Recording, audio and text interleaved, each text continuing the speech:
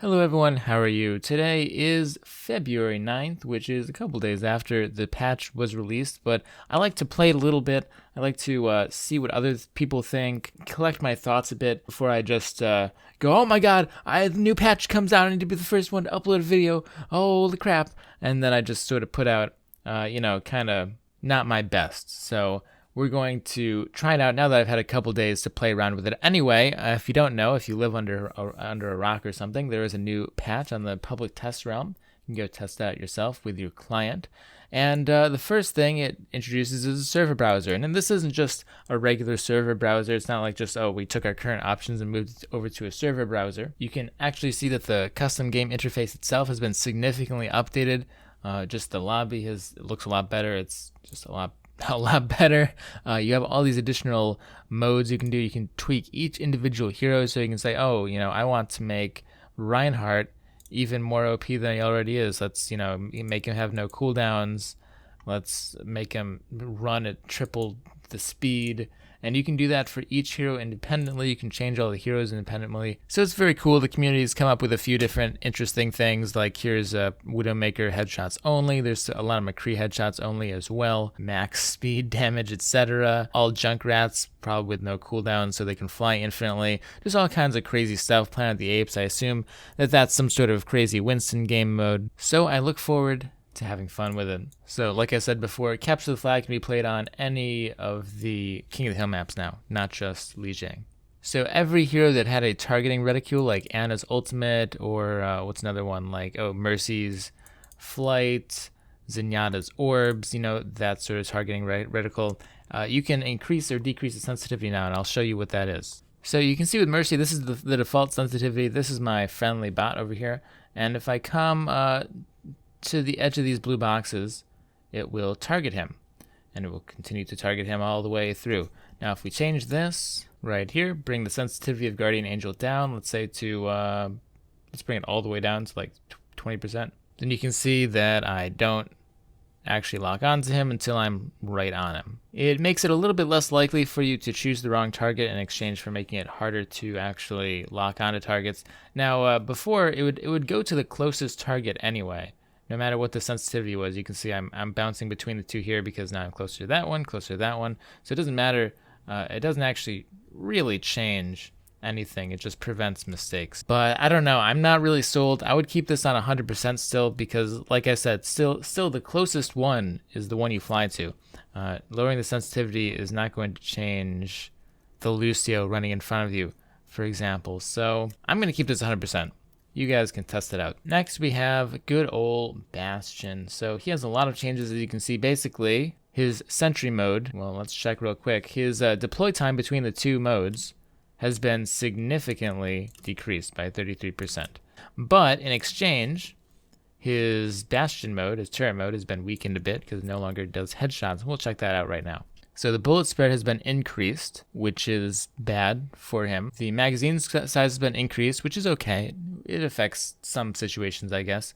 Headshot multiplier has been removed, which takes away from his damage further. So for all intents and purposes, the sentry mode, once you're in sentry mode, it's not as strong as it was before. You go into the mode much quicker, though. They're basically doubling down on the buff they did earlier in the year, where they reduced his sentry deploy time, but they nerfed the sentry. Basically, they're making him more mobile, less of just sit there and be an unstoppable tank god. So now it promotes like I said, a much more mobile, active Bastion, and your sentry mode isn't such an unkillable, I guess like ridiculous DPS monster of doom as it was before. Which is good, because it already did like too much DPS. At that point, it was overkill. You didn't need as much DPS. So I happily trade the mobility for some DPS. But let's look at his sentries. So his sentry used to be terrible because the spread would be incredibly big, so it was really hard to hit anything. And now these bots are pretty big, but against any regular target, a Bastion would not be able to hit them because the spread started after the second bullet,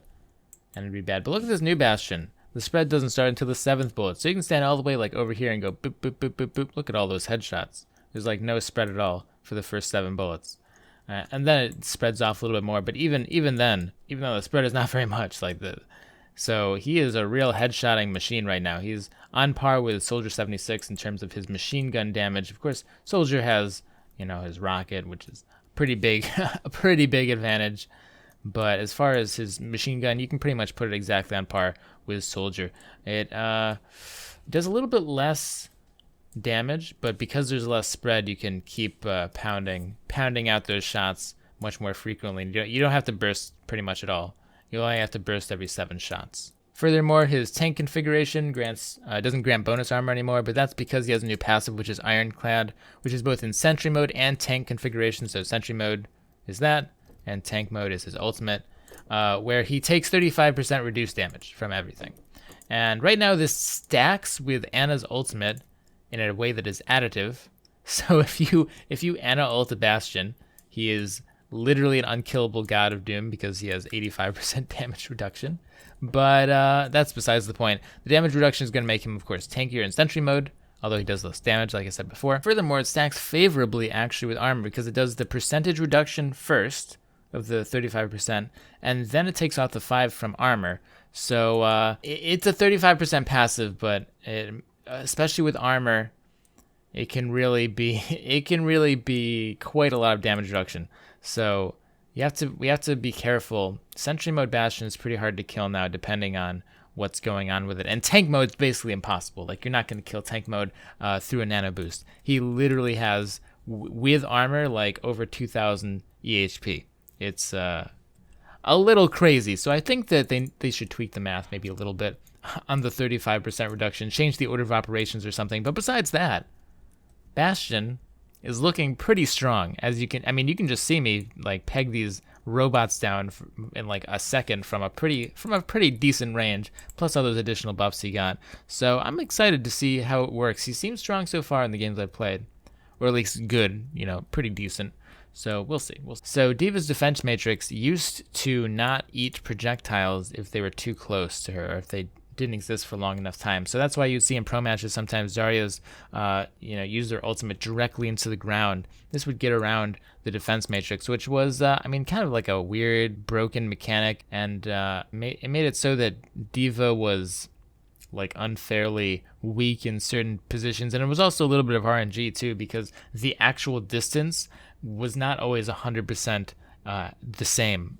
Like you would throw a projectile in one case and she wouldn't eat it, then you'd throw a projectile in another case and she would eat it. So this is just to add kind of to the integrity of the game mechanics. In my opinion, it is a buff. It's not going to affect too many games though. It will affect though that play with Zarya where she jumps in and ults the ground. So that's pretty good. It also makes it so that Roadhog can't just shoot through it anymore at point blank range. So it's definitely a buff. It'll affect a few different things like the Roadhog hook, like the Zarya ulting into the ground. But and for people who thought that D.Va was a little bit over nerfed in the last patch, maybe this will make up for it. Who knows? Overall though, D.Va is still a pretty strong hero. She's pretty good. So don't like throw away D.Va just because you think she's bad, especially with this new buff. She is a very healthy tank. Go ahead and play her to your heart's content if you do enjoy her. May Cryo Freeze can now be targeted by allies while in Cryo Freeze.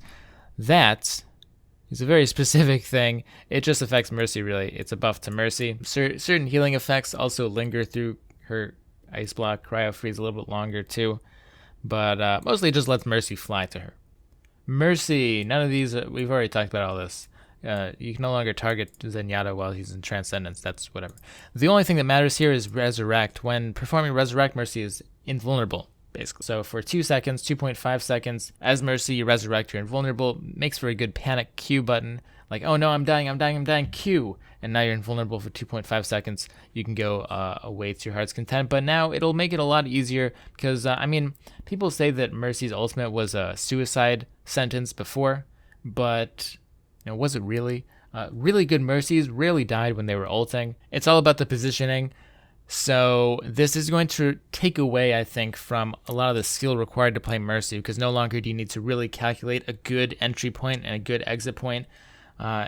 So that's unfortunate. It is a buff still. It is a buff. But it's going to be a little bit frustrating dealing with invulnerability on Mercy, on a hero who has historically been kind of difficult to kill when she was strong in the meta, right? So this, it's a buff. It's a buff. It'll make her stronger. I'm sure it'll make her strong enough to actually start seeing a lot more play. This is a pretty significant buff, but you might be annoyed.